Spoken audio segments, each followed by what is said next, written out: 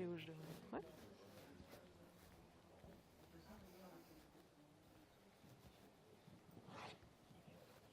Bonsoir, est-ce que vous m'entendez bien?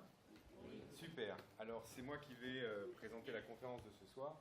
Donc, je me présente, je m'appelle Nicolas, je suis astronome au laboratoire d'astrophysique de Marseille. Et cette conférence, elle est organisée dans le cadre du Festival d'astronomie de Provence, qui est organisé depuis 3 ans à Marseille, puis dans d'autres villes. Vous voyez, ce soir, on est à Venelle, c'est la première fois qu'on est là. Et notre objectif, c'est un festival qui est unique en France, parce que c'est le seul qui est organisé par des astronomes, des chercheurs. Donc si vous allez dans nos prochains événements, que je vais présenter dans un instant, vous verrez que toutes les gens qui sont dans l'organisation, ce sont des chercheurs. C'est le seul en France à faire ça. L'objectif, c'est de diffuser les connaissances auprès du grand public. Donc on est content d'être là à Venelle ce soir. On a eu beaucoup d'événements. Donc cet après-midi, on était à l'Observatoire historique de Marseille, à Longchamp, où on a reçu 300 enfants. On a reçu Hervé Doll, qui est un physicien extragalacticien. C'était lundi à Gardanne. On a reçu aussi Michel Mayor, prix Nobel 2019 de physique, qui nous a parlé des exoplanètes. C'était la conférence d'ouverture du festival. Je vais en oublier un, c'est sûr. Je sais plus. On a fait Hervé Doll. Non, c'est bon, je pense qu'on est bon. Ah non, on a Mio Janvier, qui était la spécialiste du soleil, qui est venue à Marseille nous parler du soleil samedi. Et nos événements qui restent, puisque le festival fermera ses portes samedi soir, c'est vendredi au Théâtre de Nature d'Allo, une conférence en plein air. Ça va être à mon avis un moment assez chouette à vivre, sur les lunes glacées qu'on a dans le système solaire, par Gabriel Toby, qui va venir de Nantes exprès pour le festival. Il y aura aussi une fusée gonflable de 7 mètres de haut d'un célèbre personnage de bande dessinée. On ne dira pas le nom parce que sinon il faut qu'on paye des taxes. Il y aura des télescopes aussi, si vous voulez observer Jupiter, Mars et voir le coucher de soleil. Ce sera vendredi soir au Théâtre de Nature d'Allo à 20h45. Et la grande soirée de clôture, c'est normalement, s'il fait beau, à Pichori. Je ne sais pas si ça vous parle, c'est vers Allo, Pichori, voilà. Là, vous aurez des dizaines et des dizaines de télescopes qui vous présentent, d'astronomes amateurs et d'astronomes qui vous présenteront les galaxies, les nébuleuses, les planètes. Voilà, ça ce sera pour samedi soir à partir de 21h. Et ce soir, vous avez la chance d'avoir une conférence sur les exoplanètes. J'ai vu qu'il y avait un débat au premier rang sur ce qu'était une exoplanète. Vous allez avoir la définition, je suis sûr, dans cette conférence. Et ce soir, c'est Élodie qui va vous faire la conférence, Élodie Choquet. Alors Élodie, elle a fait sa thèse à l'Observatoire de Paris, puis elle a été recrutée à Marseille en tant qu'astronome. Et elle travaille aussi sur une des prochaines caméras qui va être installée sur le prochain plus grand télescope du monde, qui est installé au Chili. Je ne sais pas si tu en parleras ce soir. Non, j'en parlerai pas, sauf si on me pose des questions. Le laboratoire d'astrophysique de Marseille, il est impliqué dans ce prochain grand télescope de 40 mètres qui va ouvrir ses portes au Chili dans quelques années. Et notamment, il va construire 2 caméras, Harmony, dans laquelle Élodie est impliquée, et Mosaïque, une autre caméra. Donc voilà, ça se fait, c'est Made in Marseille, Made in Provence, on va dire. Voilà, j'arrête là et je laisse la parole à Élodie. Je vous souhaite une très belle conférence.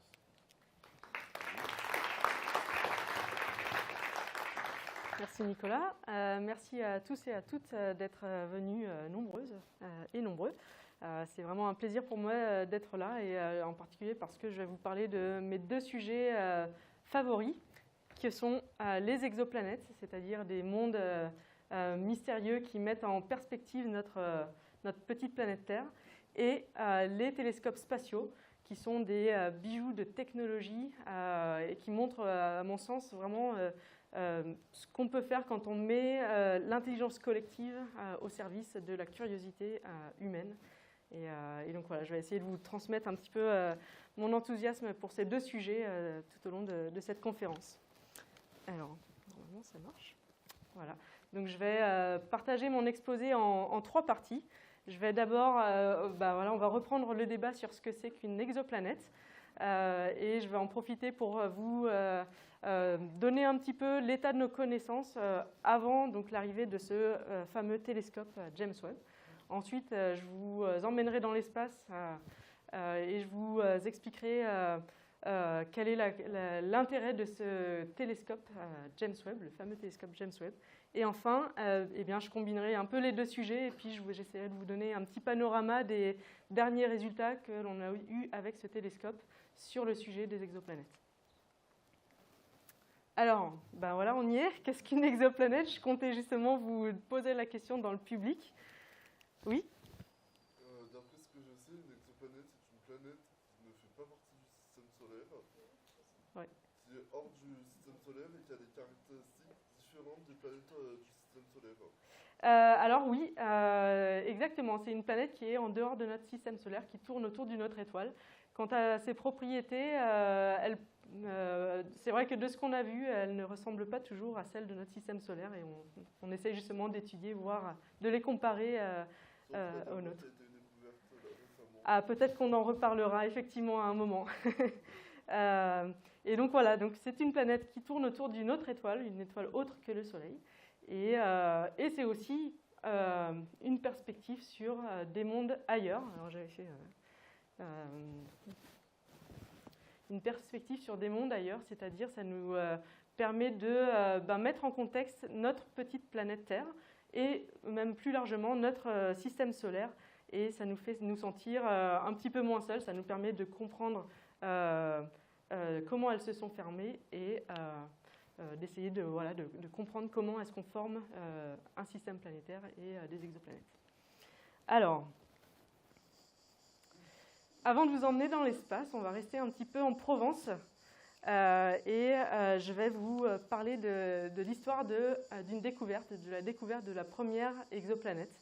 Alors, vous êtes de la région, est-ce qu'il y en a parmi vous qui reconnaissent cet endroit ?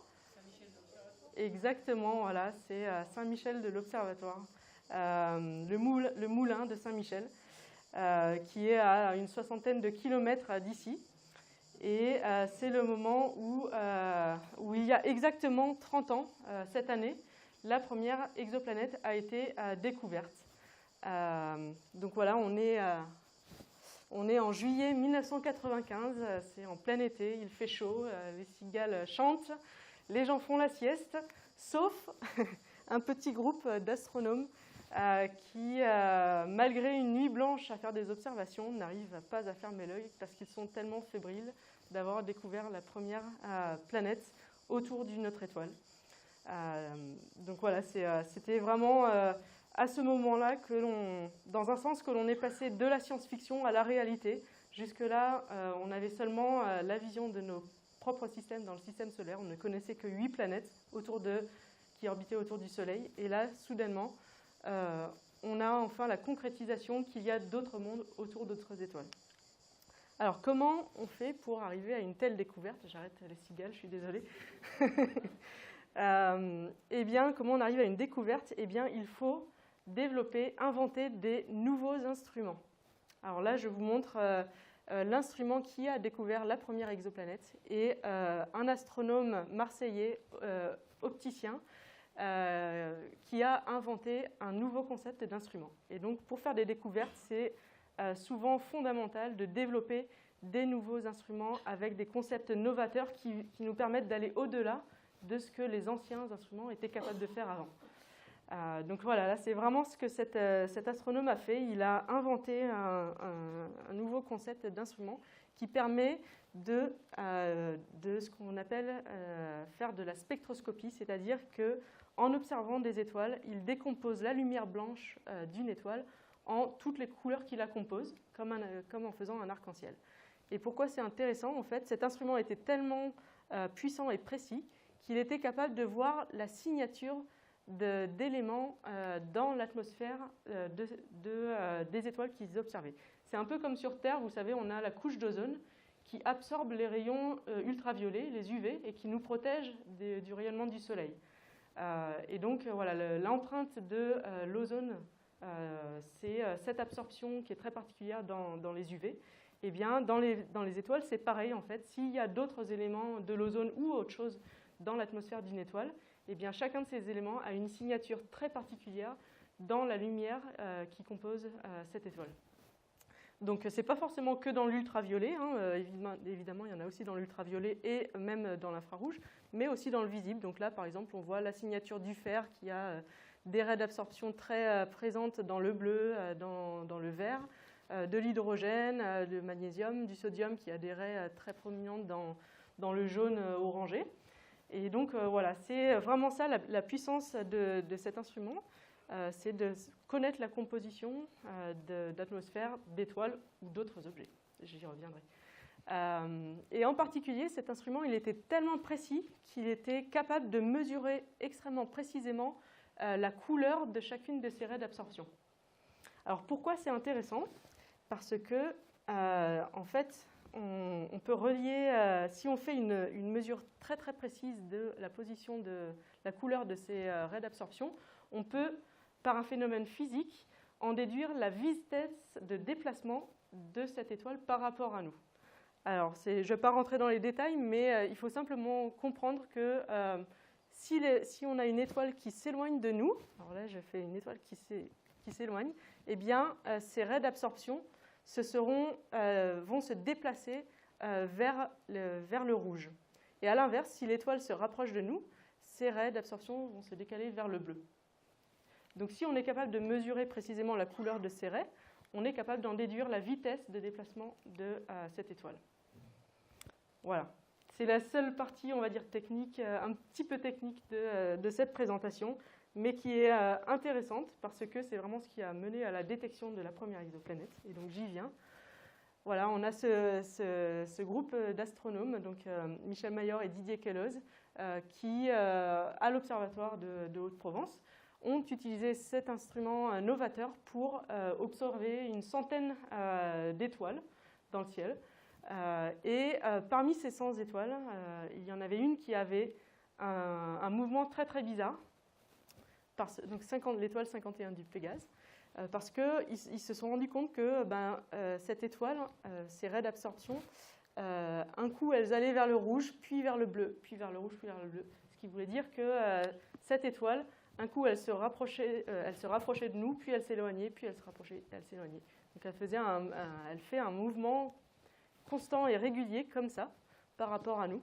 Alors est-ce que vous avez une idée de qu'est-ce qui pourrait créer un tel mouvement pour une étoile? La présence d'une planète. C'est-à-dire s'il y a un corps suffisamment massif qui attire, voilà, qui tourne autour de cette étoile, qui l'attire avec elle le long de son orbite. On a une planète qui tourne comme ça et qui attire avec elle l'étoile le long de son orbite. Donc si j'enlève la planète, il y a l'étoile qui fait un petit mouvement comme ça. Et donc un coup elle se rapproche de nous, puis elle s'éloigne, puis elle se rapproche, puis elle s'éloigne. Et donc ils ont été capables d'observer ça simplement, voilà, en observant la couleur, la décomposition de la lumière d'une étoile en plein de couleurs comme ça. Et ils ont été capables, du coup, en mesurant l'amplitude de ces mouvements, d'en déduire quelle pouvait être la masse du corps de l'objet qui attirait l'étoile vers elle. Et ils ont été capables de calculer, en faisant un peu de physique, que cette planète devait avoir une masse de la moitié de la masse de Jupiter. Donc une très très grosse planète. Jupiter, c'est la planète la plus grosse dans notre système solaire. Donc vraiment une planète très très grosse. Et là, je ne peux pas résister à la tentation de vous faire écouter la voix de l'un de ses découvreurs, Michel Mayor, en profitant pour vous faire un peu de pub pour ce podcast qui a été réalisé par deux collègues astronomes, Lucie Lebouleux et Franck Celsis, qui ont fait toute une série de podcasts justement sur les exoplanètes. Et cet épisode dédié à la découverte de la première exoplanète est vraiment très très intéressant. Je vous invite à scanner le QR code pour l'écouter à un autre moment. Et je vais vous faire écouter un petit extrait avec la voix de Michel Mayor. Oh là, pardon. Parmi notre chose, qui était 142 étoiles comme le Soleil, eh bien, il y en avait une bonne poignée, une dizaine, qui montraient des variations tout à fait de l'ordre qu'on verra. Mais l'immense majorité, c'était dû à des variations non périodiques liées à l'activité magnétique des étoiles. Et il y en a une qui passe au travers, au contraire, 51 Pégase, une étoile de la 5e de Canaline, de ce que là il peut voir, eh bien, elles semblent être périodiques. Ça veut dire quoi? Le résultat de l'influence de la planète qui tourne autour, la vitesse de l'étoile change de l'ordre de 50 mètres par seconde, périodiquement, tous les 3,2 jours. Alors, on n'avait pas tellement de mesures à ce moment-là. On n'avait que 12 mesures, la première saison. 12 mesures, 6 paramètres libres, ok, mais il y a du bruit. Est-ce que vraiment vous mettez votre main à couper que c'est vraiment une planète? Surtout que la théorie vous dit que la période doit être de plus de 10 ans. D'accord, de facteur 1000 avec la petite théorie. Donc on se dit, on va peut-être être un peu prudent. Et donc on a attendu la saison suivante, quand 51 Pégase réapparaît dans le ciel. On était très fébrile la première semaine de juillet 95 à l'OHP, et on voit que l'étoile suit exactement la même éphéméride que les premières mesures faites la veille d'avant. C'est-à-dire quoi? Même amplitude, même période, même phase. Et donc c'est à ce moment-là seulement, en juillet 84, qu'on dit on y croit. Voilà, la découverte d'une planète. Alors il a dit quelque chose d'intéressant, je vais revenir dessus. Donc déjà, voilà, la découverte d'une planète, comme je vous disais tout à l'heure, jusque-là, on connaissait seulement 8 planètes dans notre vie, les planètes du système solaire. Et en fait, sur la base de ces planètes, on pensait avoir compris comment une planète se forme. C'est-à-dire que vous voyez bien là, Mars, Vénus, la Terre. On voit bien qu'il y a 2 catégories. Il y a les petites planètes qui sont proches de leur étoile, donc Mercure, Vénus, la Terre et Mars. Et au-delà d'une période de quelques années, on a les planètes qui sont des planètes qui sont très très grosses, des planètes géantes. Jupiter, Saturne, Uranus, Neptune. Je les ai mises à l'échelle en taille, mais pas en distance. Et en fait, on pensait savoir comprendre comment on formait des planètes à partir des restes, disons, on forme une étoile à partir d'un nuage de gaz et de poussière, et puis il y a toujours du matériel qui reste en périphérie. Et on pensait que voilà, une planète se formait à partir de ces restes, on va dire, à partir d'embryons et par agglomération le long de leur orbite. C'est-à-dire que du coup, une planète qui est proche de son étoile, elle fait des petits tours autour de son étoile, donc il n'y a pas beaucoup de matériel à agglomérer. Donc ça forme plutôt des petites planètes à partir des embryons.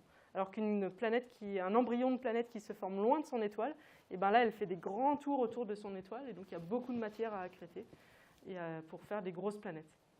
Donc on pensait avoir un peu compris comment on forme des planètes. Et là, soudainement, donc voilà, on trouve cette planète 51 du Pégase B, qui est une planète de la moitié de la masse du Jupiter, donc une grosse planète, une planète géante, et on la trouve avec une orbite de seulement 3 jours. Donc c'est-à-dire elle est extrêmement proche de son étoile, elle est brûlée par son étoile. Et là, ça remet en cause tout ce qu'on pensait avoir compris sur comment est-ce qu'on forme des planètes autour d'une étoile. Et donc voilà, c'était pas une bizarrerie, on en a trouvé une, puis on en a trouvé 2, puis 3, puis 10, puis des centaines, des milliers. Alors où est-ce qu'on en est maintenant de nos connaissances sur les exoplanètes, 30 ans plus tard? Eh bien, vraiment, s'il y a vraiment quelque chose à retenir de cette conférence, c'est qu'on sait que les planètes, elles sont partout. À l'heure actuelle, on en a détecté 7500. Donc en 30 ans, ça fait 250 par an, donc une par jour hors week-end et jours fériés. À partir de ça, on est capable, sachant combien d'étoiles on a observé plus de 10 000 étoiles, et donc en faisant un petit peu de calcul un petit peu plus compliqué, on est capable d'en déduire la fréquence des planètes. Et on sait maintenant qu'il y a 7 étoiles sur 10 au moins qui ont un système planétaire autour de leur étoile. Et en plus de ça, on est même capable de les compter. On est même capable de dire qu'en moyenne, il y a au moins entre 2 et 3 planètes par étoile. Donc ça, c'est vraiment très puissant. Ça veut dire qu'après la conférence, là, si vous sortez, vous regardez dans le ciel, vous prenez une étoile au hasard, vous avez 7 chances sur 10 pour avoir choisi une étoile autour de laquelle il y a des mondes qui sont en train de tourner autour, voire plusieurs. Donc c'est vraiment fondamental, quoi. On passe de la science-fiction où on ne savait pas qu'il y avait des planètes à maintenant on sait combien il y en a. Et même si on met ces 2 chiffres ensemble, on est même capable de dire qu'il y a plus de planètes que d'étoiles dans l'univers.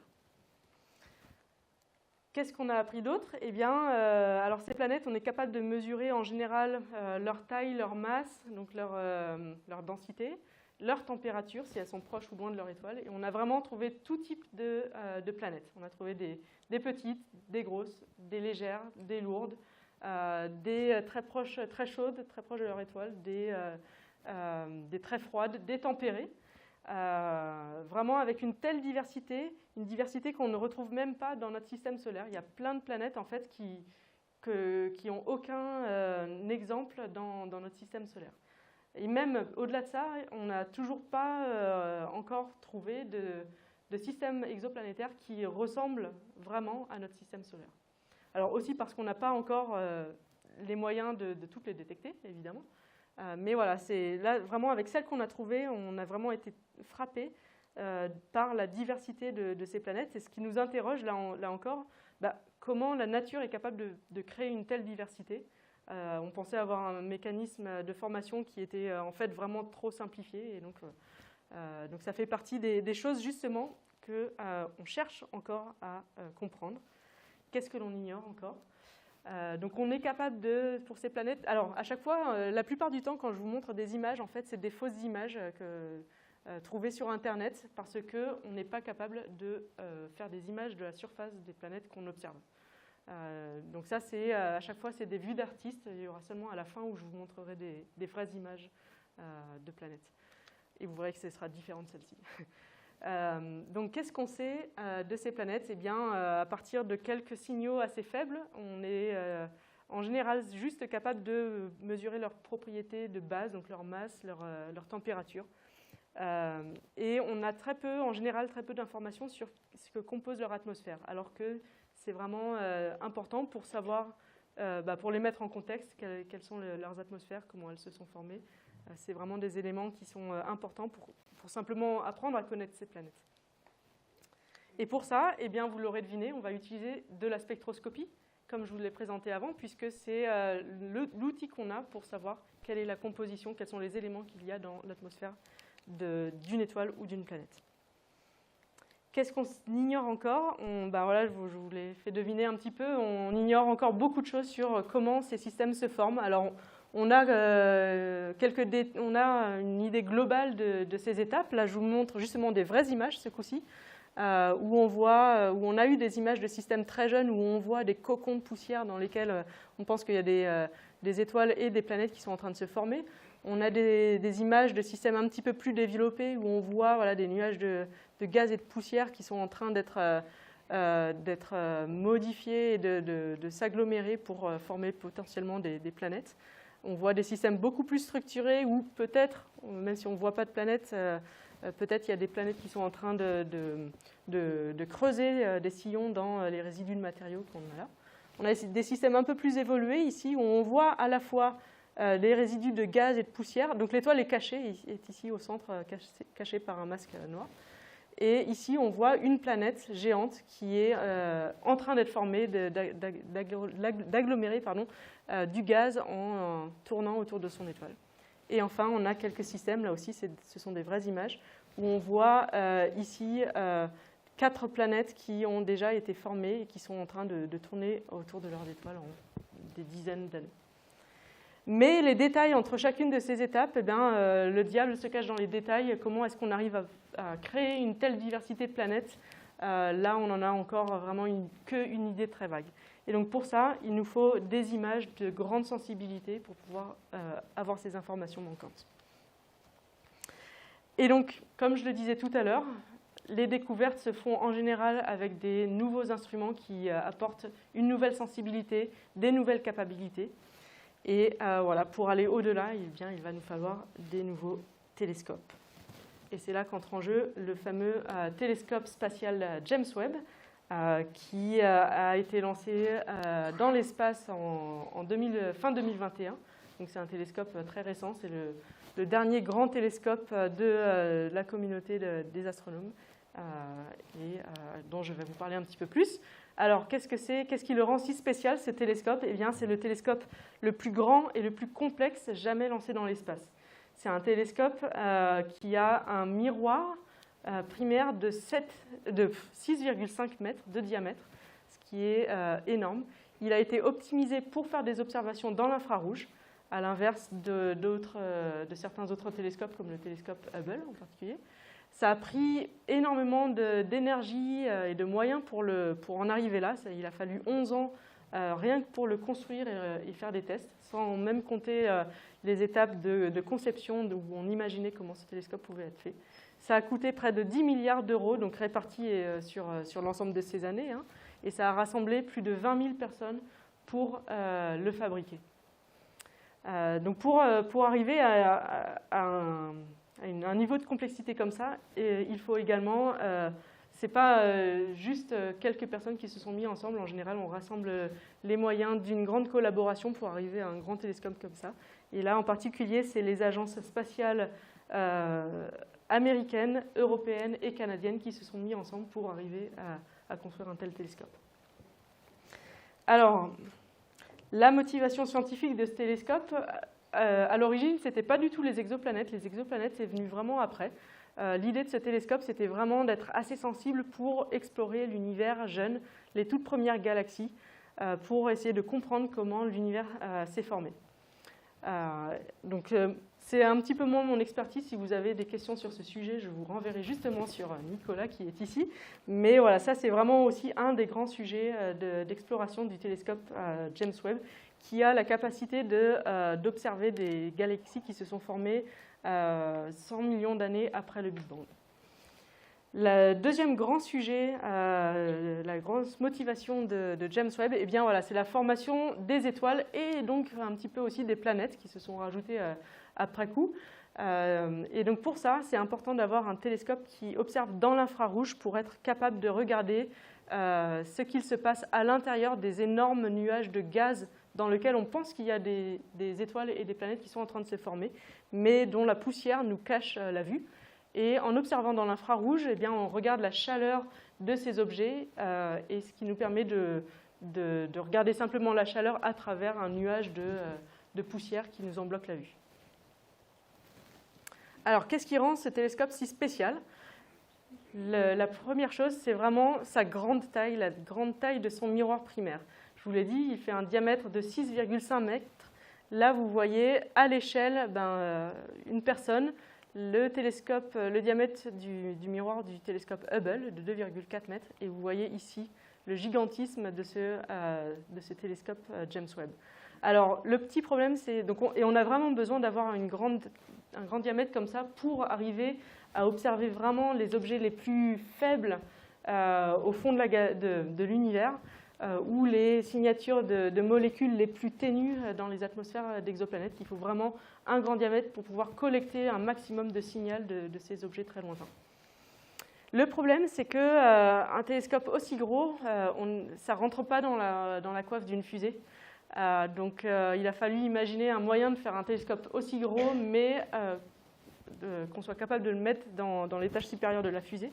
Donc on a imaginé ce miroir composé d'un assemblage de petits hexagones, comme ça, il y en a 18, qui permettent de bien les imbriquer les uns par rapport aux autres, et de retrouver comme ça un miroir de grande taille quand on les met tous ensemble.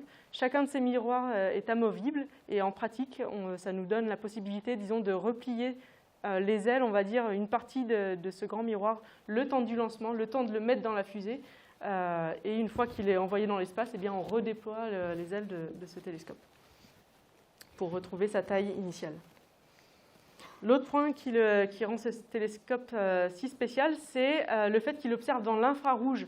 Alors l'infrarouge, ça nous permet, je vous l'ai dit, de mesurer la chaleur des objets qu'on observe.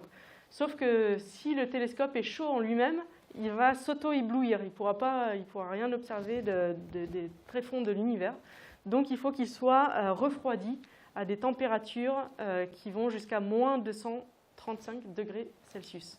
Alors on peut se dire, ça va, dans l'espace il fait froid, il n'y a pas de problème, mais sauf qu'il y a quand même la lumière du soleil qui arrive sur le télescope d'un côté, on va dire, et simplement ce rayonnement, eh bien, ça réchauffe le bas du télescope à des températures quand même de 100 degrés, 125 degrés.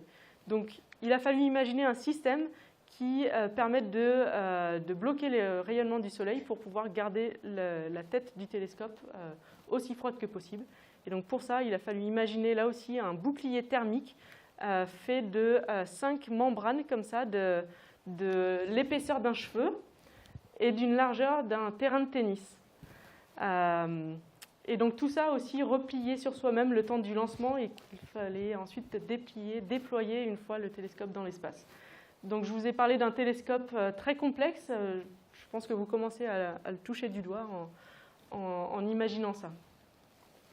Donc ça simplement pour isoler la partie chaude et la partie froide du télescope. Et enfin, son troisième point un peu spécial, c'est son orbite. Son orbite qui est vraiment très éloignée de la Terre. Donc en fait, c'est un télescope qui tourne avec nous autour du Soleil, toujours de manière synchronisée avec la Terre qui tourne autour du Soleil. Et bien, le télescope suit la Terre sur cette orbite, qui est à 1,5 million de kilomètres de nous, de la Terre. Alors pourquoi le mettre aussi loin? Parce que c'est une orbite qui est très stable, qui permet vraiment de garder le télescope aussi stable que possible, et surtout qui permet de garder toujours du même côté à la fois le Soleil, la Terre et la Lune, qui ont tendance du coup, à perturber les observations. Donc du coup, en ayant toujours ces trois objets du même côté, hop, on met le bouclier thermique entre les deux, et puis nous, on va regarder toujours de ce côté-là, à l'opposé du Soleil. Alors, très rapidement, ça a pris 11 ans à le construire. Donc, moi, 2009, c'est le moment où j'ai commencé ma thèse. Et donc, j'ai, disons, vécu toute ma vie de scientifique en voyant ce télescope se développer et ensuite observer. Donc voilà, quelques étapes. Donc d'abord, on commence par construire les petites pièces individuelles. Donc d'abord, les segments, les fameux 18 segments du télescope, les instruments les uns par rapport aux autres. Le fameux bouclier thermique. Ensuite arrive le moment où on met tout ça ensemble. Donc là, c'est une petite vidéo que j'adore, je ne vais pas vous la montrer en entier, mais c'est le moment où ils ont assemblé tous les 18 segments du miroir du télescope. Donc c'est un time-lapse, ça a pris 3 mois en vrai à les assembler. Vous voyez l'armée d'ingénieurs qu'il a fallu pour les assembler. Donc voilà, c'est une vidéo qui est quand même assez rigolote. On les voit s'affairer sur chaque segment avant de les installer sur la structure mécanique du télescope. Voilà, je passe la fin du film. On ne va pas rester 3 mois. Là, vous voyez les segments assemblés les uns avec les autres et 2 techniciens qui sont en train d'enlever les caches de chacun des segments un par un. Donc là aussi, ça vous donne un peu une idée de l'échelle. Et en pratique, là, ce qu'on est en train de faire, on est en train d'ouvrir la paupière du télescope. On lui enlève son cache et il commence à regarder de façon conjointe. Ces 18 petits miroirs sont en train de regarder la même lumière ensemble. Donc voilà, s'il y a des alpinistes ou des escaladeurs dans l'assistance et que vous voulez travailler à la NASA, faites-moi signe. Si vous avez des doigts de fée aussi, parce qu'il ne faut pas laisser tomber le capot sur le télescope de 10 milliards d'euros. Donc voilà, vous pouvez me demander. Une deuxième petite image, voilà l'œil du télescope entièrement ouvert.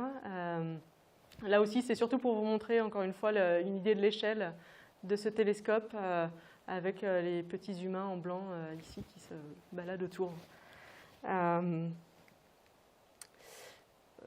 Okay. Donc une fois qu'on a mis tous ces éléments ensemble, eh bien, on va faire une batterie de tests intensifs pour savoir si tout a bien été assemblé comme il faut et pour vérifier que tout est solide et que tout fonctionne bien. Parce qu'à l'inverse d'un télescope au sol, Nicolas parlait de ce télescope qu'on est en train de construire qui sera au Chili. Eh bien, un télescope spatial, on ne peut pas arriver avec sa clé à molette pour resserrer un boulon s'il y a quelque chose qui ne marche pas. Une fois qu'il est dans l'espace à 1,5 million de kilomètres, on ne peut plus rien faire s'il y a quelque chose qui ne fonctionne pas. Donc, c'est vraiment une partie importante du développement d'un télescope spatial. C'est vraiment cette phase de test qui prend plusieurs années également aussi.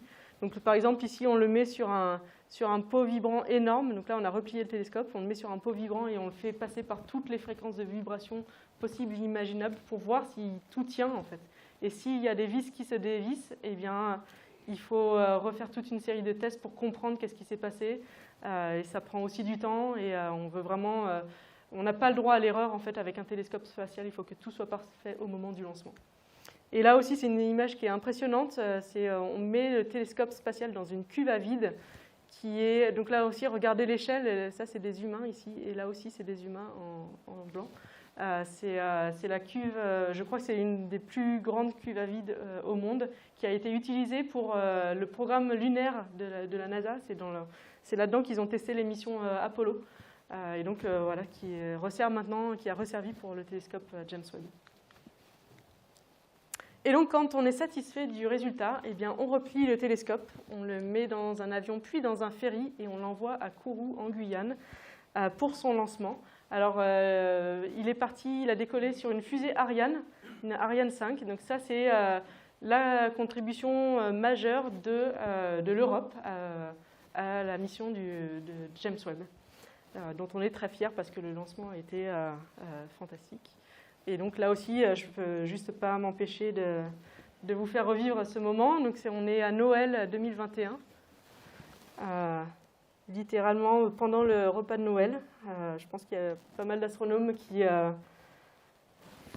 n'ont pas trop participé aux fêtes de Noël à ce moment-là. Attention pour les décomptes finales.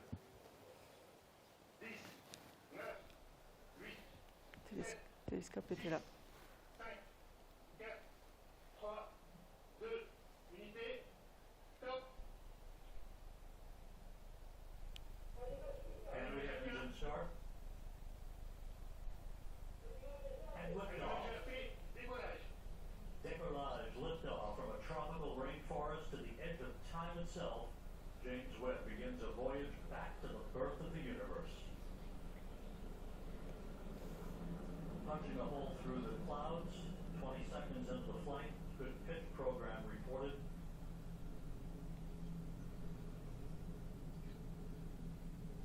Trajectoire nominale.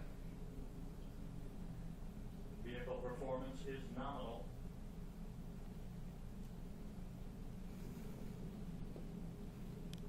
The Ariane 5 rocket continues to fly uphill in nominal fashion.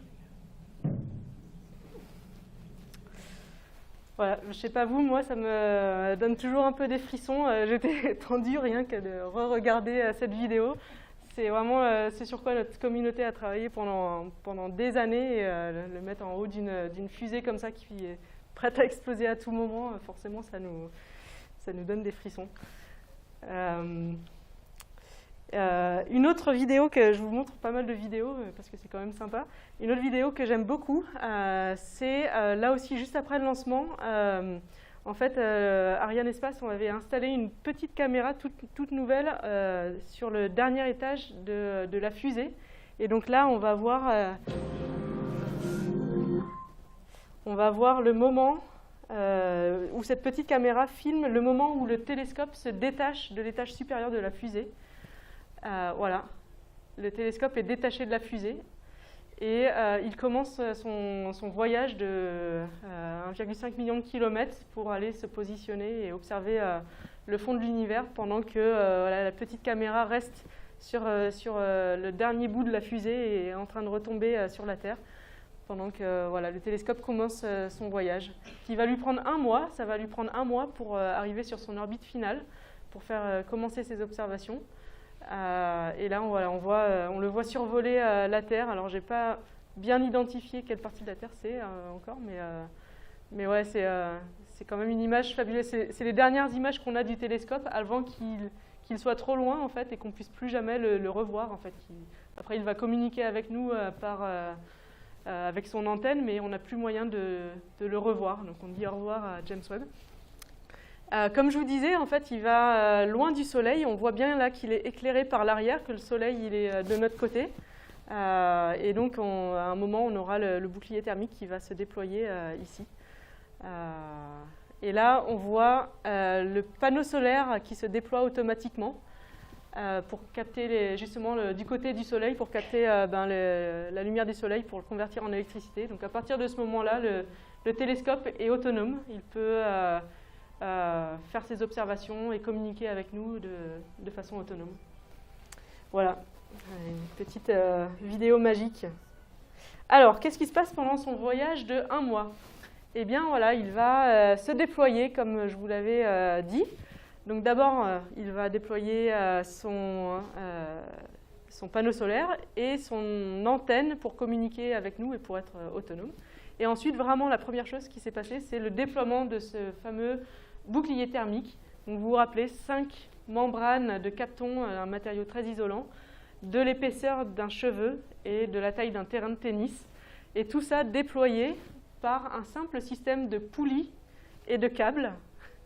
Et donc, il faut que tout ça se déploie comme ça, sans qu'il y ait le moindre accroc, parce que s'il y a un accroc, ça fait qu'on perd toute l'isolation thermique et ça rend le télescope inutilisable ou inintéressant pour nous de nos yeux d'astronomes. Donc voilà, heureusement, ça s'est bien passé, le télescope. On a des petits capteurs de température qui nous permettent de vérifier qu'il n'y a pas eu d'accroc dans toutes ces petites poulies. Donc voilà, là on voit les membranes en train de se faire tirer, et puis à un moment, hop, les 5 membranes qui vont se séparer. Voilà, ça a pris 15 jours. Ensuite, on ouvre l'œil du télescope, on déploie son miroir secondaire. Alors le miroir secondaire, c'est celui qui renvoie la lumière de nos galaxies vers nos instruments scientifiques. Si on n'a pas ce miroir secondaire, en fait, la lumière de nos planètes, de nos galaxies arrive, rebondissent sur le miroir et sont renvoyés dans l'espace de façon complètement inutile. Donc on rajoute un miroir secondaire pour capturer ces photons et cette lumière et la renvoyer dans nos instruments pour qu'on l'analyse. Alors ensuite, on a effectivement déployé les 2 ailes du télescope pour avoir son miroir primaire complet. Et là, à ce moment-là, en fait, on a 18 télescopes qui fonctionnent pas du tout ensemble. C'est-à-dire, si on observe une étoile, on a 18 images de la même étoile. Alors, il va falloir remettre un petit peu d'ordre dans tout ça pour les faire fonctionner de concert pour vraiment arriver à la puissance de ce télescope. Donc ça a été le travail d'après. Donc tout ça, c'est hyper complexe en fait. On ne se rend pas compte, on n'a jamais fait ça dans l'espace. Donc c'est pour ça que je passe un petit peu de temps dessus. Donc d'abord, on fait bouger chacun des télescopes, chacun des segments, des 18 segments du miroir primaire pour identifier à quelle image correspond à quel miroir.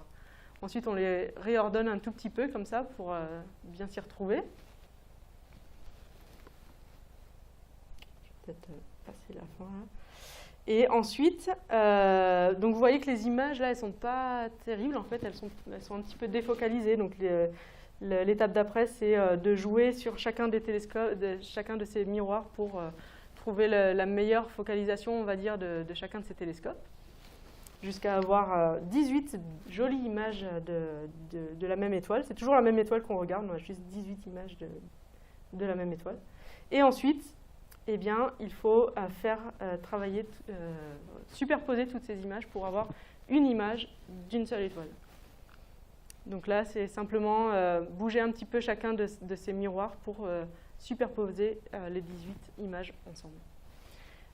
Et une dernière étape pour laquelle je n'ai pas de film, après avoir obtenu une belle image comme ça, en fait, ce n'est pas une image qui est super pour nous, parce que il y a toujours des petites marges d'escalier entre chacun de ces segments, et ça fait qu'on a une qualité d'image qui est vraiment pas terrible. On obtient la même résolution que si on avait un petit télescope. Donc il faut ensuite arriver à égaliser la hauteur de chacun de ces segments avec une précision de 60 nanomètres. Donc là, on n'est plus de l'épaisseur d'un cheveu, on est à 1 millième d'épaisseur de cheveux. Voilà. Et une fois qu'on arrive à faire ça, on y arrive. C'est pour vous montrer la puissance de l'intelligence humaine pour arriver à imaginer comment faire ça avec une telle précision. Eh bien, on fait une image pour vérifier la qualité. Et donc là, c'est ce qu'ont fait les ingénieurs et les astronomes de la NASA. Ils se sont dit, OK, on va vérifier la qualité d'image, on va observer une étoile qui est toute seule, bien isolée pour pas qu'il y ait de contamination par d'autres étoiles, et on va faire une image très profonde avec un grand temps d'exposition pour voir si tout va bien. Et c'est là qu'on s'est rendu compte que vraiment ce télescope, il allait tout changer, il allait révolutionner notre vie d'astronome, parce que simplement avec cette image de test, on se rend compte que voilà, il y avait des dizaines et des dizaines de galaxies qui apparaissent dont on n'avait aucune idée. Donc voilà, l'épopée de ce fameux télescope. Donc à la suite de ça, ah oui, encore là, simplement pour comparer avec d'autres télescopes un petit peu plus anciens, c'est la même partie du ciel qui est observée. Ici avec un télescope des années 2000-2009, un petit télescope de 40 cm de diamètre. Ici avec un télescope des années 2010 de 85 cm de diamètre. Et ici le télescope James Webb avec son miroir de 6,5 mètres de diamètre. Vous voyez vraiment le gain en sensibilité et en résolution dans nos images. On voit vraiment beaucoup de détails dans ces images. Alors à la suite de ça, la NASA a pris quelques magnifiques images pour les médias. Donc celle-là, c'est une de mes préférées. C'est une pouponnière d'étoiles, c'est une énorme nébuleuse de gaz et de poussière qui est façonnée par des étoiles qui sont très jeunes et très massives et très brillantes, qui sont juste en dehors du champ là, et qui envoient un rayonnement UV qui façonne, qui bouscule un petit peu ce gaz. Et cette bousculade, ça crée des turbulences qui elles-mêmes continuent à former des nouvelles étoiles et des nouvelles planètes au milieu de ces nuages de gaz.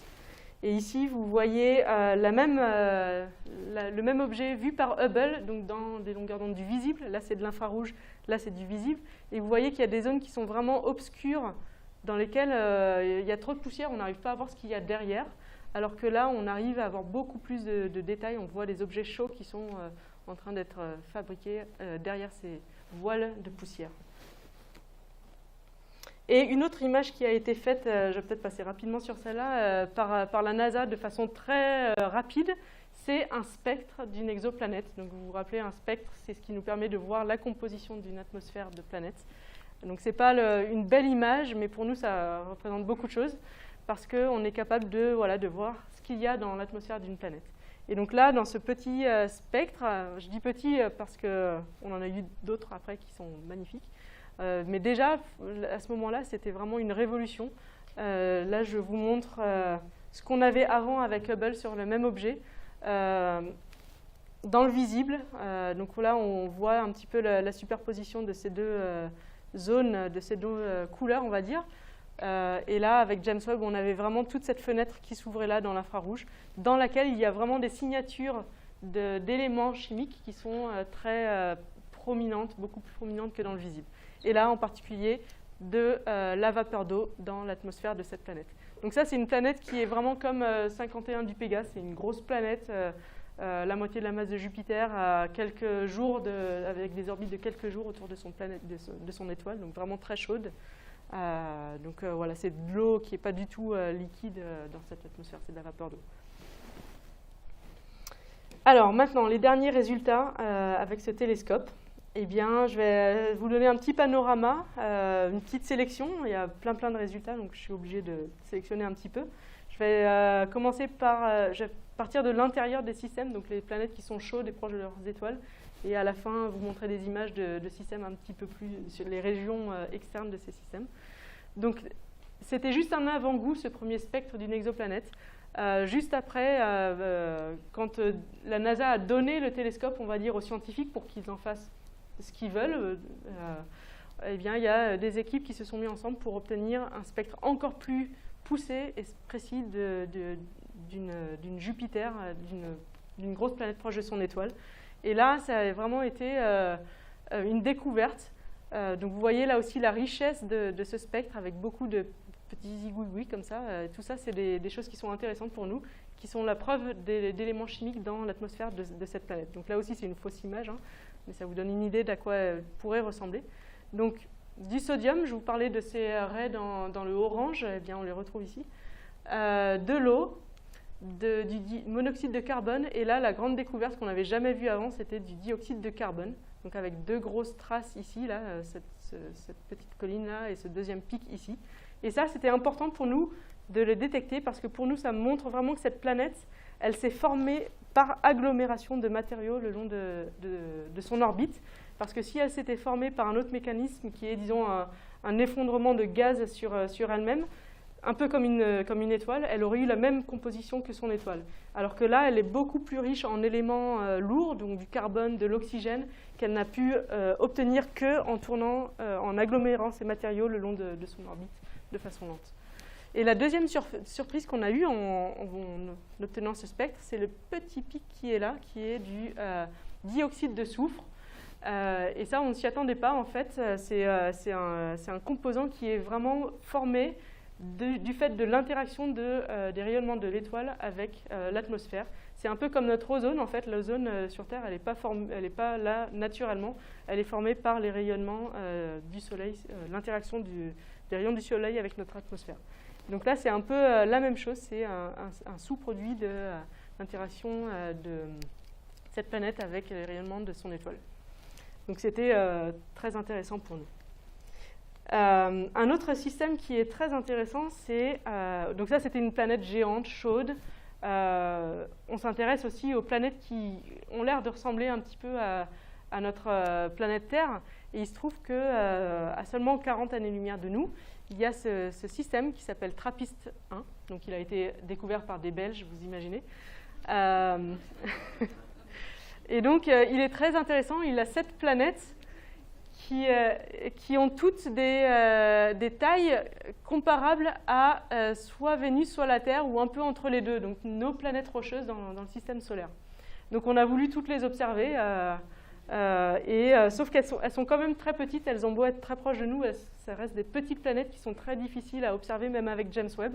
Donc on a des centaines d'heures qui ont été investies pour les observer, et ça continue, en fait, c'est vraiment un système qui demande beaucoup d'observations pour arriver à le comprendre.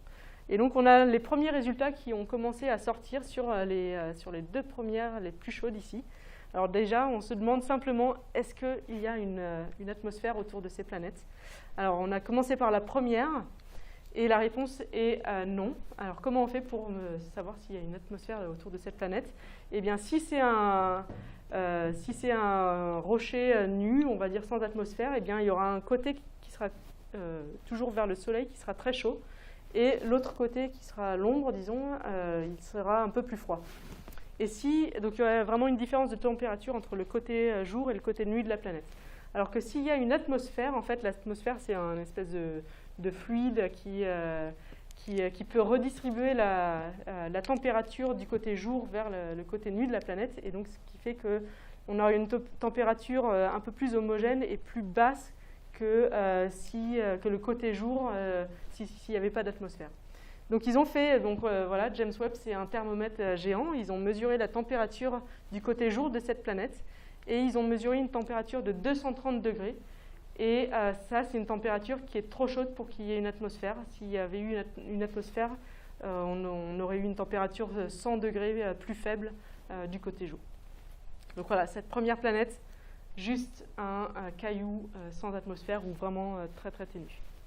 La deuxième planète, elle est très intéressante, TRAPPIST 1c, parce que c'est vraiment une jumelle à Vénus. Elle fait la même taille, elle est à la même, disons, distance distance relative de son étoile que Vénus. Elle reçoit la même irradiation que Vénus par rapport à son étoile. Et Vénus, dans notre système solaire, c'est une planète qui a une grosse atmosphère très très épaisse, à tel point que ça fait un énorme effet de serre sur la planète.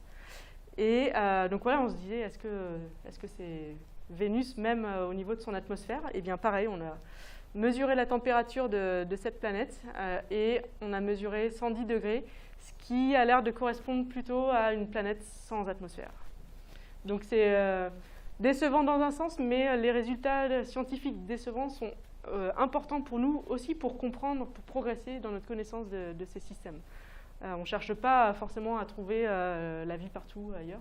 On cherche d'abord à comprendre les mécanismes de ces planètes. Et là, en particulier, ça semble indiquer que pour ces planètes-là, au moment où elles se sont formées, il n'y avait pas beaucoup d'éléments lourds, donc d'eau ou de carbone, dans leur sillage au moment où elles se sont formées. Donc c'est très intéressant aussi.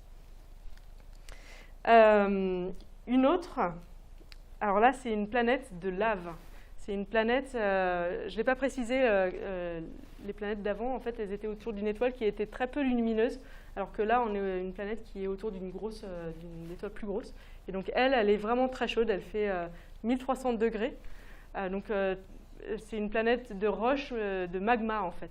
Et donc là aussi, la question c'était qu'est-ce que c'est l'atmosphère d'une planète magma, de lave? Est-ce que c'est de la roche volatilisée ou est-ce que ça dégaze plutôt du dioxyde de carbone ou du monoxyde de carbone? Et voilà, avec James Webb, on a été capable de mesurer ça. Donc on a pu déterminer qu'il y avait une atmosphère déjà, et on a également pu voir qu'il y avait du monoxyde et du dioxyde de carbone. Donc on a une planète de lave avec une atmosphère de monoxyde et de dioxyde de carbone. Alors voilà pour ces planètes chaudes. J'ai aussi mis quelques résultats sur, non pas des planètes, mais sur ces zones de formation de planètes. Donc là aussi, on est capable d'analyser le gaz. Donc ça, c'est une fausse image encore, pour l'instant. Quelle est la composition du gaz et des poussières dans les zones de formation de planètes rocheuses. Et là, c'est très intéressant. Encore, je vous montre un spectre. Ça a l'air d'être... c'est pas des jolies images, mais c'est très intéressant pour nous. On voit qu'il y a c'est aussi un spectre très riche avec des éléments qui sont très complexes, de l'acétylène ici, de l'hydrogène, du cyanure d'hydrogène, de l'eau, du dioxyde de carbone. Et ça, c'est important pour nous parce que ça montre qu'il y a vraiment tous les ingrédients qu'il faut dès le départ, au moment de la formation des planètes, pour former des planètes rocheuses. C'est vraiment une information importante pour comprendre comment on forme des planètes et de quoi elles sont composées. Et là aussi, alors là, je commence à vous mettre une vraie image. C'est un système un petit peu plus âgé. Là, on est à 5 millions d'années. Le précédent, c'était 1 million d'années. Ça, c'est une vraie image. En fait, c'est un système qu'on a observé avec les télescopes au sol, où on voit un disque de poussière et dans lequel on voit des planètes qui ont déjà été formées. Ça, ce point lumineux, c'est une planète. Vous êtes en train de regarder une planète autour d'une autre étoile. Avec James Webb, on a été voir quelle était la composition des gaz et des poussières qui étaient encore plus proches dans les zones très très proches de l'étoile. Et on a vu qu'il y avait énormément d'eau. En fait, toutes ces raies bleues, c'est de l'eau qui est présente et donc qui est très intéressante parce que s'il y a des planètes rocheuses qui sont en train de se former dans ces zones internes, là c'est vraiment une planète géante, mais dans les zones de planètes rocheuses, elles ont les ingrédients pour avoir de l'eau. Donc c'est de l'eau qui est déjà sur place, pas qui va être apportée par des comètes externes à ces planètes. Alors, quelques autres images maintenant, un petit peu moins de spectre, un peu plus d'images. Là aussi, c'est des restes, c'est un système un petit peu plus évolué, on est à 440 millions d'années, son âge. Et donc là, c'est un système qui est suffisamment vieux pour que s'il y a des planètes, elles ont déjà été formées. Et ce qu'on voit là, c'est disons les restes, c'est des cailloux, c'est des planètes c'est des cailloux qui n'ont pas servi à faire des planètes. Mais on voit que c'est des ceintures d'astéroïdes, en fait, comme on a dans notre système solaire. Et on voit qu'il y a vraiment des structures. On voit que cette ceinture d'astéroïdes a vraiment été creusée, sillonnée par quelque chose que l'on soupçonne est une planète, qu'on n'arrive pas à voir, qu'on n'a pas la sensibilité pour voir, mais on est quasiment certain qu'il y a des planètes qui ont façonné cette ceinture d'astéroïdes. Également, pour les plus perspicaces, vous pouvez voir que l'étoile, elle est cachée au centre, là, par le point noir. Vous voyez que cette ceinture d'astéroïdes, elle n'est pas bien centrée sur l'étoile. Donc on pense qu'il y a une planète qui a une orbite pas circulaire, mais un petit peu elliptique, qui décale, qui entraîne avec elle l'ensemble de ces poussières le long de son orbite pour décaler aussi cette ceinture d'astéroïdes. Oula, j'ai été très très vite là.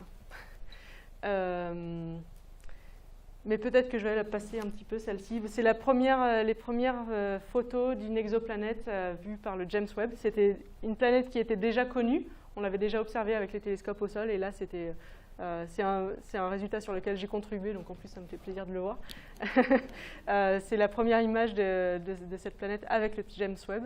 Et donc là encore, comme on fait des observations dans l'infrarouge, on est capable de mesurer très précisément sa température. Donc c'est un système qui est très jeune là, 15 millions d'années, il s'est formé relativement récemment. Et donc c'est une planète qui est géante, qui est loin de son étoile en fait. C'est une planète qui est à 110 unités astronomiques de son étoile, c'est-à-dire 110 fois la distance entre la Terre et la Lune. Donc elle est encore plus loin de son étoile que nous, Neptune, dans notre système solaire. Donc c'est censé être une planète géante froide. Et là, on mesure une température de 1400 degrés. Et en fait, la raison pour laquelle elle est si chaude, c'est parce qu'elle vient juste de se former en fait. Elle est encore toute chaude de sa formation. C'est comme si elle sortait du four et qu'elle était en train de se refroidir comme une pizza, mais ça prend un peu de temps, ça prend quelques millions d'années pour des planètes, c'est pas juste une demi-heure. Donc voilà, une planète encore toute jeune et toute chaude. Une planète un petit peu plus âgée, 30 millions d'années, enfin un ensemble de planètes, c'est un système de 4 planètes qu'on connaît très bien. Et là, ce qui est intéressant, c'est dans son spectre, on a été capable de détecter là encore du dioxyde de carbone. Donc là, c'est encore une autre preuve que les planètes se forment finalement quand même par accrétion autour de leur étoile et pas par effondrement de gaz comme une étoile. Sinon, elle aurait la même composition que son étoile. Et là, celui-ci, il est vraiment impressionnant. Donc là, c'est une planète. Donc ça, c'est une vraie image avec un télescope au sol où on distingue vraiment bien la planète de son étoile, ce qui nous permet de faire des mesures avec James Webb extrêmement précises de sa composition. Et là, c'est le plus beau spectre, le spectre le plus riche, le plus complet qu'on ait jamais obtenu d'une exoplanète, qui couvre vraiment tout l'infrarouge et où on voit énormément de... En fait, tous ces petits traits là, c'est vraiment des signatures de molécules dans le spectre de cette planète. Et donc là encore, on voit de l'eau, du monoxyde de carbone, du méthane, et on voit des poussières de silicate. Donc ça, c'est vraiment des particules de poussière qui volent en nuages, en gros nuages, dans l'atmosphère de cette planète, qui est très turbulente. On voit que c'est une planète qui varie beaucoup quand on l'observe sur plusieurs heures et plusieurs jours. Donc là, on voit vraiment l'effet de nuages de poussière qui tourbillonnent dans l'atmosphère de cette planète. Et ma dernière image, c'est une vraie découverte de planètes. Toutes les planètes dont j'ai parlé avant, elles étaient déjà connues, elles avaient été découvertes par d'autres télescopes et avec James Webb, on les réobservait. Et là, celle-ci, c'est une nouvelle planète qu'on ne connaissait pas avant. C'est une planète qui est très froide, qui est très vieille. Ça montre vraiment là aussi la puissance d'avoir un télescope si sensible dans l'infrarouge. C'est une planète qui fait 3,5 milliards d'années. Elle a quasiment le même âge que nous. Et avec un télescope au sol, on est incapable d'observer une telle planète. Et avec James Webb, on a été capable de l'observer et de mesurer sa température de 2 degrés. C'est l'une des planètes les plus froides qui a été jamais observée. Donc voilà, je vous ai donné un petit peu un aperçu de tous ceux qu'on a observés avec James Webb. Ça fait un petit peu panorama de plein de choses. J'espère que ça vous a intéressé. J'aime bien terminer par cette image parce que, encore une fois, ça rassemble mes 2 sujets favoris. Le télescope James Webb, la dernière image qu'on a de lui, et une planète, la nôtre. Et je pense que c'est intéressant parce que ça nous montre vraiment aussi un peu la vulnérabilité de notre planète, c'est-à-dire que toutes les planètes dont j'ai parlé jusque-là, elles sont à des années-lumière de nous. On ne les étudie pas pour voyager, pour aller sur place là-bas, pour s'installer là-bas. C'est juste impensable en fait. Et ça montre aussi dans un sens que notre planète, elle est aussi unique dans son sens et il vaut mieux en prendre soin parce qu'il n'y aura pas de moyen de s'en éloigner et d'aller ailleurs. Voilà, j'espère que ça vous a plu.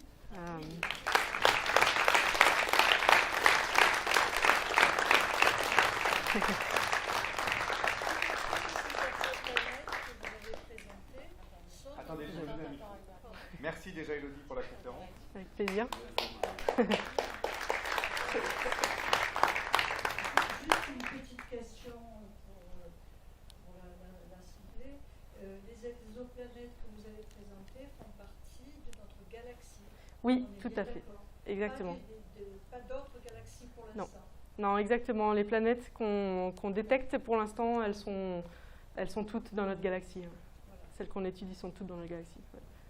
Elles sont trop loin les autres, on ne peut pas les distinguer. Les autres, on ne peut pas, pour l'instant, on ne peut pas y aller. Exactement. Je prends la suite. Oui, une question. Je me demandais si ce merveilleux outil, la James Webb, s'il avait pu apporter dans la théorie de l'expansion de l'univers. Ah, alors là, je vais peut-être laisser la question à mon collègue Nicolas. Il n'a pas été envoyé.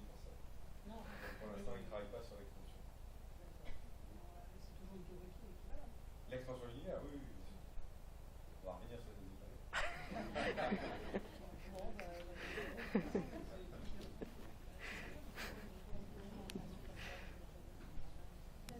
merci beaucoup. C'était très intéressant. Sur votre dernier spectre, je me demandais pourquoi il y avait plusieurs longueurs d'onde qui semblaient correspondre à de l'eau. Oui. Celui-ci? Ça fait partie de la signature de l'eau, en fait. Comme dans mon tout premier slide sur le spectre visible, là, par exemple, le fer, il avait plusieurs raies. L'eau, c'est un élément complexe, il va aussi avoir plusieurs raies. Il en a aussi d'ailleurs dans le visible également. Donc c'est un moyen de... Voilà, c'est sa signature en fait, c'est comme ça. Un élément n'est pas égal à une seule raie d'absorption. C'est comme une empreinte digitale, des fois on dit. Félicitations pour votre exposé. J'ai deux questions. Est-ce que le fait d'aller chercher ces analyses dans les exoplanètes, ça dit quelque chose sur notre système à nous? Oui. Et ma deuxième question, est-ce que le plus caché quand même si c'est pas possible, c'est pas de trouver l'exoplanète qui ressemble exactement à la Terre? C'est une bonne motivation. Vous ne l'avez pas trouvé? Non. Alors, en plus de détails, la première question c'était est-ce que ça nous dit des choses sur notre système solaire? Oui, ça nous donne des informations sur comment, ça le met en contexte et ça nous donne des informations sur comment il s'est formé. Voilà, c'est un petit peu les mécanismes de formation que j'ai évoqués le long de la présentation, mais c'est surtout sur ça qu'on apprend des choses sur notre système solaire. Après, les planètes, elles sont là, on peut les étudier plus facilement. Les planètes du système solaire, on peut les étudier plus facilement que des planètes encore plus lointaines. On a des gens qui sont spécialisés dans l'étude de nos planètes dans le système solaire. Donc là, vraiment, ce que nous apporte en plus l'observation d'exoplanètes, c'est qu'on peut observer leur diversité, les observer à différents âges, différentes périodes de leur évolution. Donc c'est vraiment ça la valeur ajoutée de ces observations sur notre connaissance du système solaire. Et ensuite, la deuxième question, oui et non. Effectivement, c'est aussi une grosse motivation de chercher une planète qui ressemble à la nôtre, par curiosité scientifique, encore une fois, pas du tout pour y voyager, c'est juste inconcevable en fait.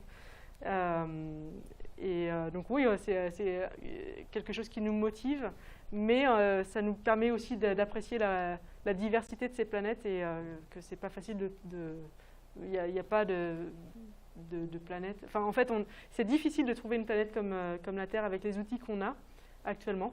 On peut surtout les trouver quand elles sont autour d'étoiles plutôt petites et froides. Donc, c'est par exemple les planètes TRAPPIST que je vous ai montrées. On est capable de trouver des planètes qui ont les mêmes propriétés physiques, donc la masse et rayon que la Terre, mais seulement autour de petites planètes. Si on veut trouver une planète vraiment comme la Terre, on n'a pas encore les outils. Il faut développer des télescopes encore plus puissants, plus gros.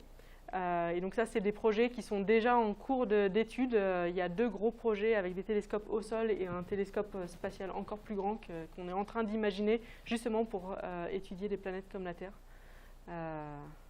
et étudier leurs atmosphères. Oui. Ça rebondit un peu là-dessus. Vous avez dit le pourcentage d'étoiles comme des planètes, c'est-à-dire qu'il y a plus de planètes que d'étoiles dans l'univers.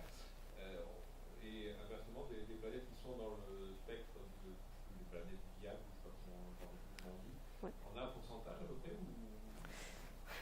Alors c'est difficile, donc on les appelle, donc je pense que vous faites référence aux planètes dans la zone habitable, donc c'est des planètes tempérées, donc c'est-à-dire qui sont pas trop proches de leur étoile pour être carbonisées, ni trop loin pour être gelées. Donc c'est des planètes d'intérêt qui sont rocheuses et donc dans cette zone tempérée. Ça ne veut pas dire qu'elles sont habitées, ni habitables.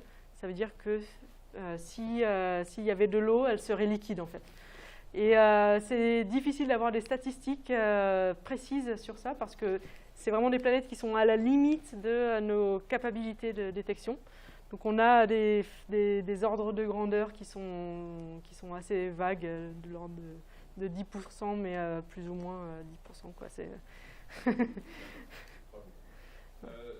question, c'est peut-être que je suis un très mauvais élève, mais comment, je n'ai pas bien expliqué, mais comment on détermine l'âge? Ah, alors c'est une question qui n'est pas facile, effectivement. Là aussi, on a des ordres des grandeurs en général. Il y a plusieurs moyens de déterminer l'âge qui sont pas tous précis. En général, surtout pour les systèmes jeunes comme ça, on étudie certaines des étoiles, la composition de certaines étoiles où il y a des éléments qui ont tendance à disparaître en fonction du temps. Donc en mesurant l'abondance de cet élément, on est capable d'estimer son âge. Donc ça, c'est une méthode où en comparant avec des modèles théoriques qui disent comment une étoile évolue en fonction de son âge, on peut estimer son âge comme ça. Et ensuite, quand les étoiles ont tendance à se former en groupe, en paquets. Donc si on connaît bien l'âge de certaines de ces étoiles et qu'on arrive à associer des zones de formation d'étoiles ensemble, on est capable de dire ok, toutes celles-ci, elles ont à peu près le même âge, comme ça. Mais c'est pas facile, effectivement. Moi aussi j'ai une question par rapport à la formation des planètes. Vous avez dit qu'elles se formaient en général par accrétion. Est-ce qu'on connaît d'autres modes de Oui. formation? Ouais, donc disons qu'il y a deux théories assez différentes. Il y a vraiment ce mécanisme d'accrétion. Et l'autre, l'autre grand modèle, c'est par effondrement du nuage de gaz et de poussière sur lui-même, qui est un mécanisme qui compense. En fait, les deux ne sont pas exclusifs. Il peut y avoir des planètes qui se forment comme ça par accrétion et d'autres planètes qui se forment par effondrement. On se rend compte que les grosses planètes très très loin de leur étoile ont plutôt tendance à se former par ce mécanisme, alors que les planètes rocheuses se forment plutôt par accrétion. Ça dépend aussi des environnements dans lesquels elles se forment, si c'est autour d'une étoile où il y a beaucoup de matière initiale ou un peu moins. Donc voilà, c'est vraiment un sujet... il faut pour l'instant, on les regarde au cas par cas pour essayer d'extraire un peu une généralité. Et voilà, c'est vraiment un domaine de recherche en cours.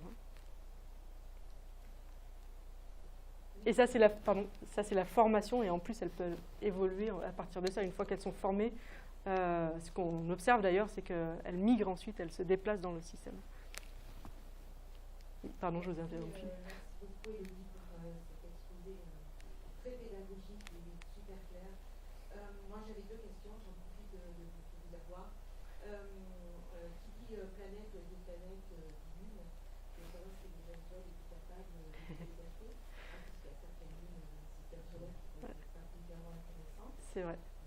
D'habitabilité, vraiment. Et ma deuxième question, et je voulais avoir votre avis sur les questions véhicules que James Webb avait trouvées dans la modélisation. Pardon, vous pouvez redire la deuxième question? Le cation méthyle. Ah, alors première question. les lunes. Il y a des équipes qui cherchent des lunes, effectivement, c'est un sujet. C'est pas facile. Et j'ai pas encore entendu d'équipes qui en ont trouvé. Donc, mais il y a des gens qui s'accrochent et qui cherchent vraiment. Pour l'instant, j'ai pas vu de résultats tangibles sur ce sujet pour l'instant. Alors, dans la nébuleuse d'Orion, alors il y a eu une controverse récemment, mais je ne sais pas si c'est de la même qu'on parle. Cation méthyle.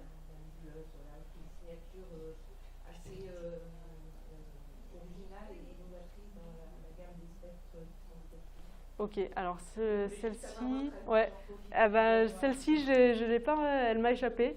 Celle-ci je l'ai pas entendue. Ouais, désolée. Il y a beaucoup de résultats qui sortent avec le James Webb et c'est vrai que je me concentre peut-être un peu plus juste sur les planètes.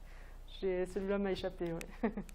Oui. Puisque vous regardez 350 années-lumière, ça veut dire que vous regardez une planète qui n'existe peut-être plus. Qui a évolué. Qui a un petit peu évolué. Effectivement, la lumière qu'on reçoit de cette planète est déjà âgée de 350 ans.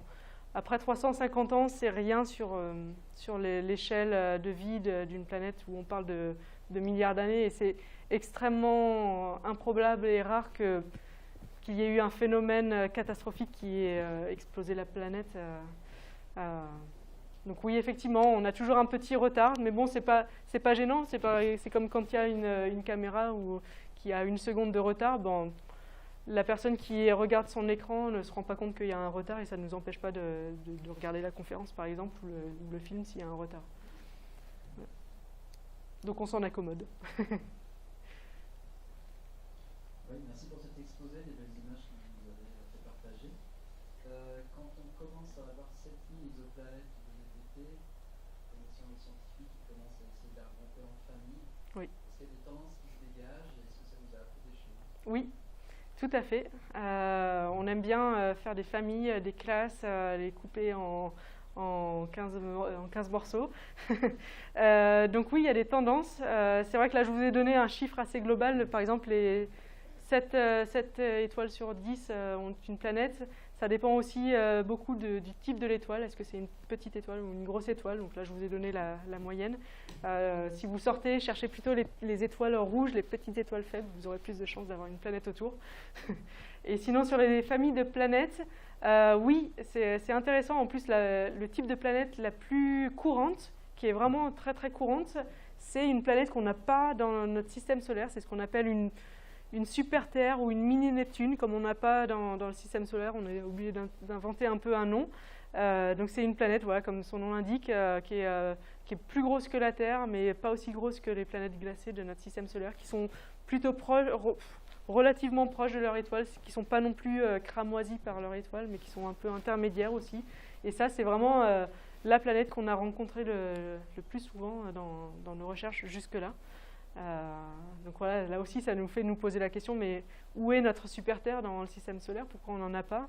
Qu'est-ce qui fait qu'on n'en a pas? Est-ce qu'il y a eu des interactions, des mécanismes dynamiques qui fait que peut-être qu'on en a eu une et puis qu'on ne l'a plus? Ou qu'est-ce qui s'est passé? Voilà, donc ça nous pose des questions. Ouais. Bonsoir, je vais sortir des exoplanètes, apparemment vous êtes aussi spécialisé dans les caméras. Vous avez parlé du spectroscope. Oui. Oui.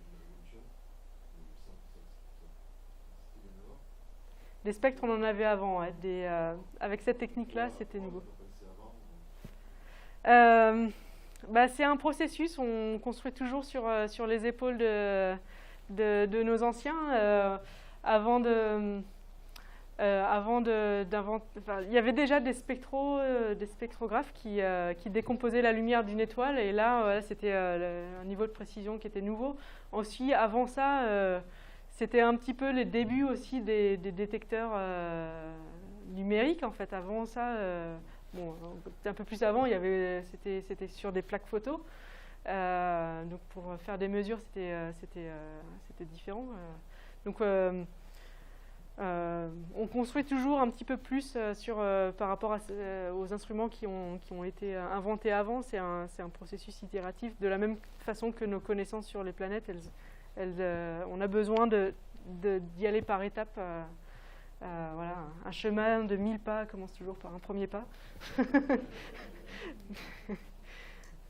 Oui.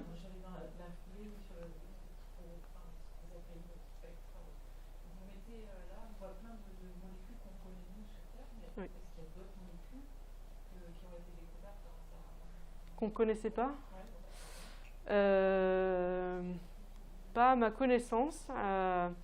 Disons qu'on a quand même une grosse richesse d'éléments et de molécules sur Terre, non seulement avec, disons, les molécules qui se forment naturellement dans des atmosphères de planètes, par exemple, mais en plus, sur Terre, on est capable de former des nouvelles molécules synthétiques.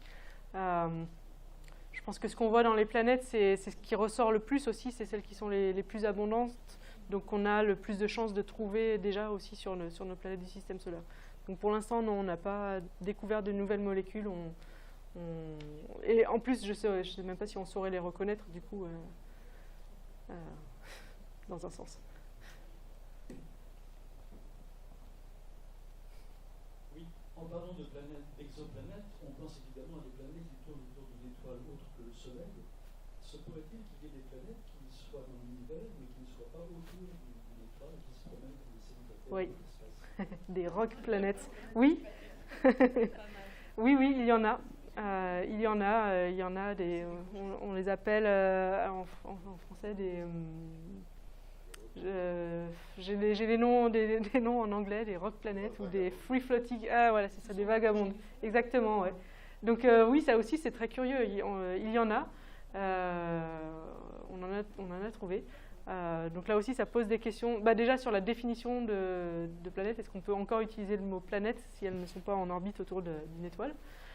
Et comment elles sont arrivées là? Est-ce qu'elles se sont formées toutes seules ou est-ce que c'est des planètes qui ont été éjectées à un moment de leur système par un mécanisme dynamique qui font que voilà, elles se sont échappées de leur système. Donc oui, il y en a, ouais. Et on les étudie aussi pour voir si elles ressemblent aux autres planètes que l'on connaît. Ouais. Donc ouais, ça fait rêver aussi.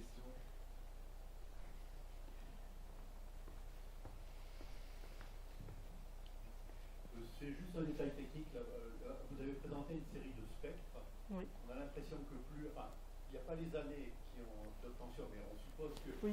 Plus la résolution est fine, plus c'est récent. Et ma question entre les spectres, je dirais un peu bateau, entre guillemets, que vous avez présenté au début, et celui-là qui est assez fantastique en résolution, est-ce qu'il y a eu des évolutions techniques dans l'analyse d'image ou soit dans l'instrumentation du télescope pour arriver à cette finesse de spectre? Alors non, il n'y a pas eu traitement d'image un petit peu. Alors attendez, déjà je vais revenir sur la première hypothèse que vous avez faite. Tous ces spectres, ils ont été obtenus depuis 2022, donc c'est très récent. Enfin, ceux que je vous ai montrés à la fin là, de James Webb, c'est depuis que le télescope a été lancé. Donc il y a pas eu d'évolution instrumentale. Donc c'est ce qui fait la richesse et la qualité d'un spectre, c'est à quel point il est facile à obtenir et à quel point on a passé du temps sur cette étoile, sur cette planète pour l'observer. Plus on observe longtemps, plus on accumule du signal et plus il devient de bonne qualité et facile à analyser. Et le deuxième point, c'est à quel point il est facile à observer, à quel point il est contaminé par son étoile. Là, on est dans un cas exceptionnel où on distingue à l'œil nu, avec un gros télescope de 8 mètres, mais presque à l'œil nu, la planète de son étoile, elle est vraiment très bien séparée de son étoile, alors que dans les autres cas, la planète est souvent très très proche de son étoile et il y a de la contamination. Donc là, on est dans un cas très facile où on distingue très très facilement la planète de son étoile et donc on a un spectre de cette qualité-là. Ensuite, donc il n'y a pas eu d'évolution instrumentale. En termes de technique d'analyse des images et des spectres, il y a toujours un petit peu de travail, effectivement. Donc là aussi, on acquiert de l'expérience en connaissant aussi mieux nos instruments, en sachant un petit peu mieux quelles sont leurs limitations, comment améliorer les données qu'on obtient pour traiter des signaux parasites qu'on comprend de mieux en mieux. Donc voilà, il y a des petites améliorations sur plutôt côté traitement du signal. Alors, je voudrais juste sortir un peu du côté des exoplanètes et parler plutôt de toi et ton parcours. Parce que je vois qu'il y a des jeunes dans la salle. Et en fait, je me demandais comment on fait pour devenir un astronome. Oui. En tout cas, ton parcours en France, les études, parce que je trouve que c'est passionnant, c'est hyper intéressant, mais comment on arrive là? Oui, alors c'est beaucoup de curiosité et d'intérêt scientifique. Donc plus précisément mon parcours. Donc pour faire de la recherche, il faut faire une thèse. En plus, c'est vrai que j'ai un parcours, disons, un peu particulier. J'ai fait des études d'instrumentation, donc c'est pour ça que je me suis un peu attardée sur le télescope. J'ai fait des études en optique, donc voilà, j'ai étudié comment on conçoit des instruments et comment on les optimise. Avant ensuite de faire une thèse aussi un peu en instrumentation, donc comment sur un télescope qui combine plusieurs télescopes au Chili, qui fait de l'interférométrie. Et donc voilà, c'est long et passionnant. Dans un sens, il faut simplement rester curieux et éveillé à tout ce qu'on découvre. pendant sa thèse et ensuite voilà, pendant d'autres explorations aux États-Unis et puis ensuite avant de revenir à Marseille ici. Donc c'est un parcours où on apprend beaucoup de choses tout le temps. Il faut rester humble et curieux et éveillé à ce qu'on observe.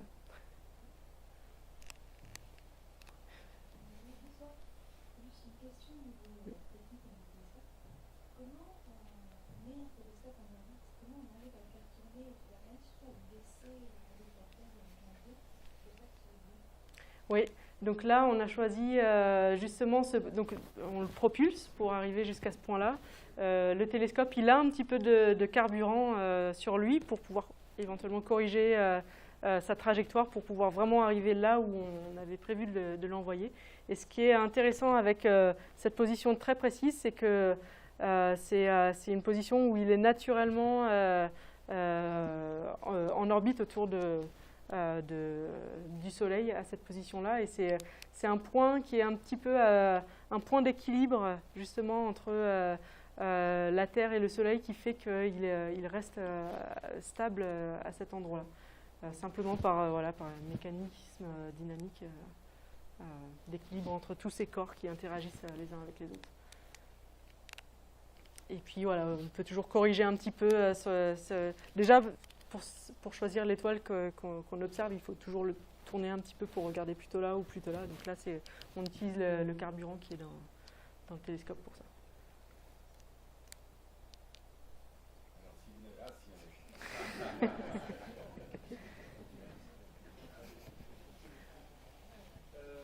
si c'est quoi la prochaine observation, la prochaine découverte, la prochaine révolution, la prochaine découverte vous attendez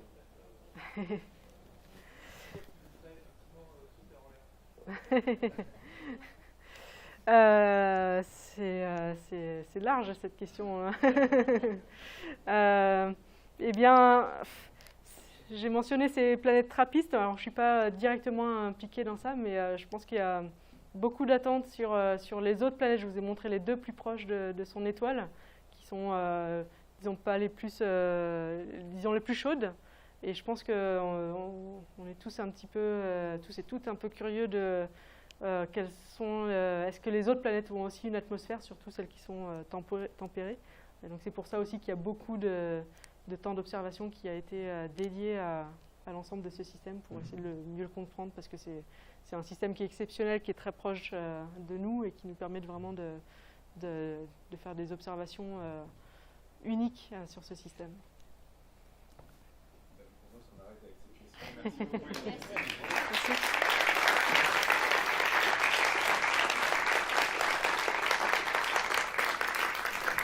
Et toutes les conférences du festival sont disponibles sur la chaîne YouTube du laboratoire d'astrophysique de Marseille. C'est pour ça qu'il y avait la caméra là et qu'on était en direct sur Internet. Voilà, bonne soirée. Merci. Cool. Ah oui, attends.